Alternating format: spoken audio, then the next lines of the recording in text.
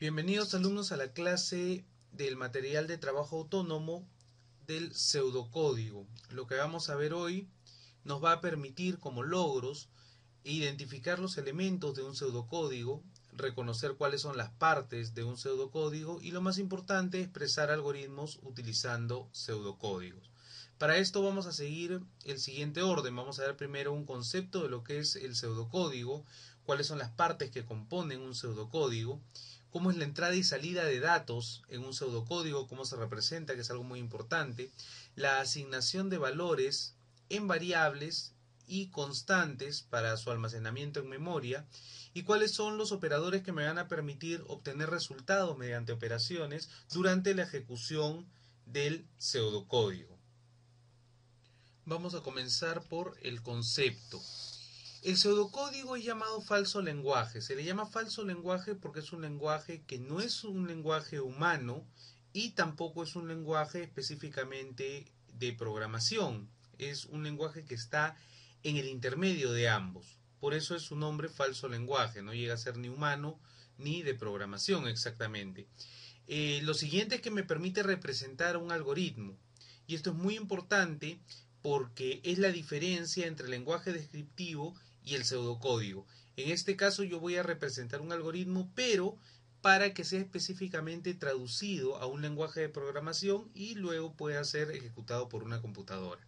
Adicionalmente, hay que hacer notar que el pseudocódigo utiliza palabras claves. Son palabras reservadas específicamente del pseudocódigo que son utilizadas para describir acciones que se realizan. Una comparación, una asignación, cómo se imprime en pantalla, cómo se ingresan los datos a través del teclado. Todo eso está ya definido por algunas palabras claves. Y adicionalmente, el pseudocódigo tiene estructuras definidas, estructuras que me permiten indicar que se va a realizar una acción específica.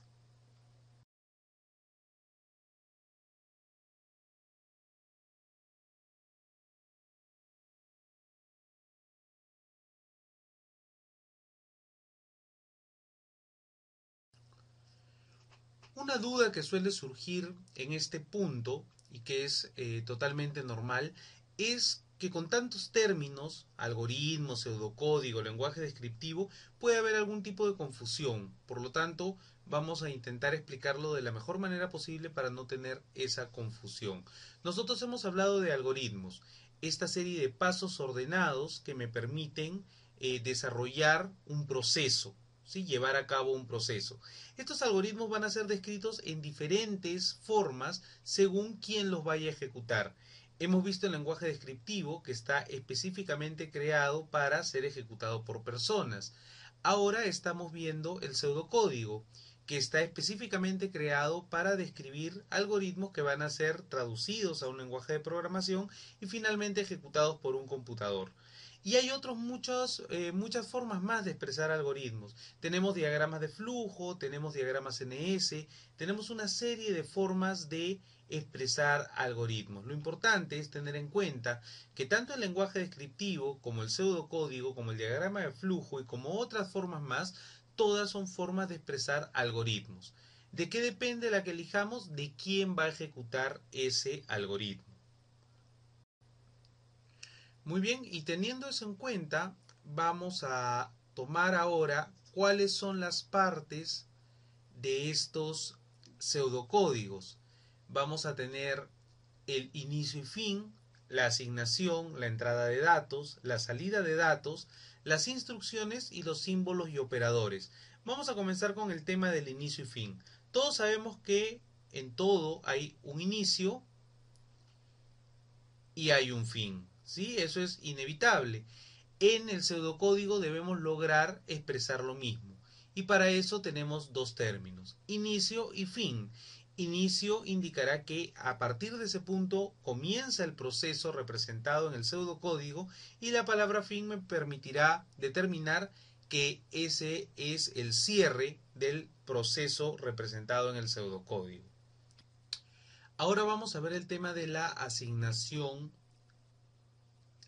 de valores. Para asignar un valor En el pseudocódigo hay que tener mucho cuidado con el signo a utilizar.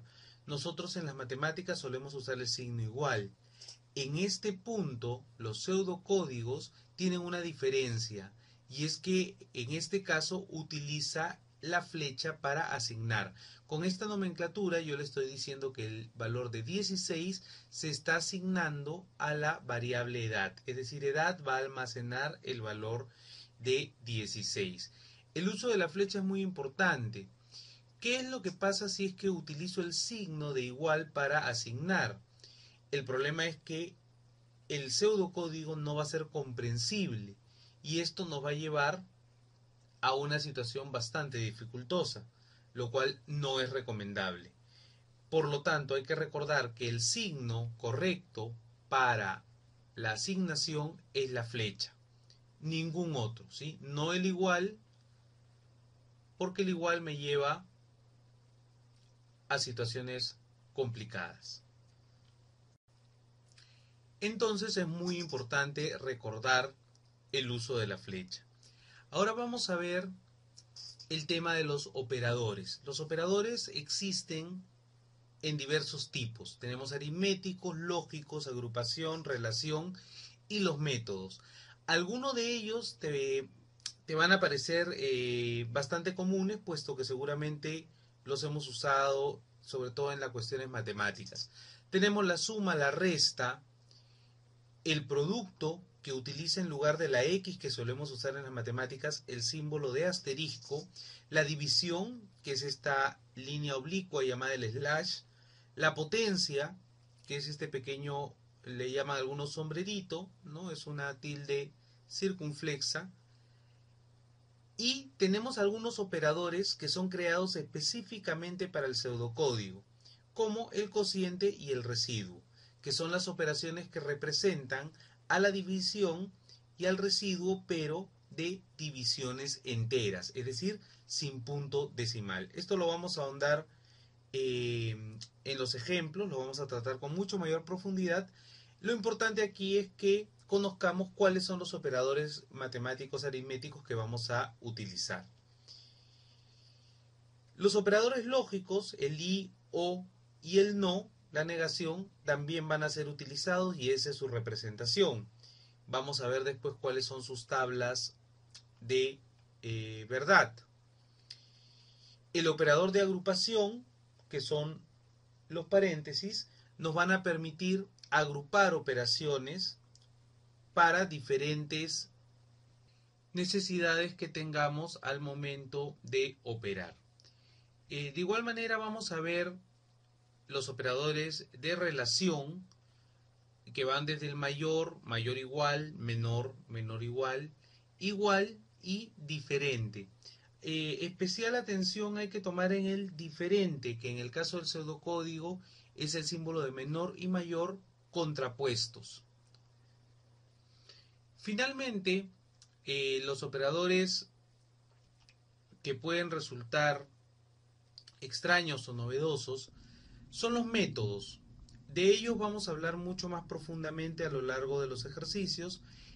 Sin embargo, es importante mencionar que los lenguajes de programación generalmente vienen con procesos ya definidos que son bastante comunes para, sobre todo, hacer cálculos matemáticos, ¿no? Por ejemplo, el coseno, ¿no? El seno de un valor, el coseno de un valor, la tangente de un valor, son operaciones conocidas.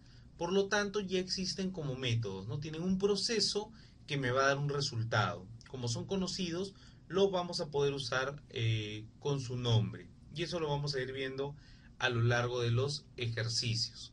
Entonces, es importante que revises estos conceptos y luego pases a los archivos de ejemplo, donde vamos a ver cómo es que se presentarían estos pseudocódigos ya completos.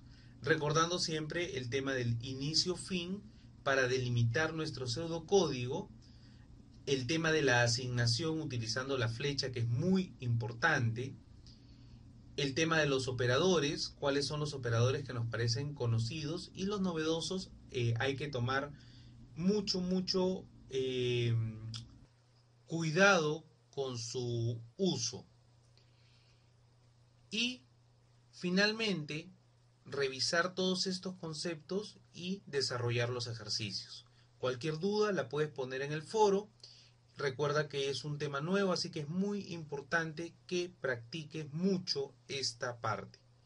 Muy bien, entonces vamos a pasar a los archivos de ejemplo.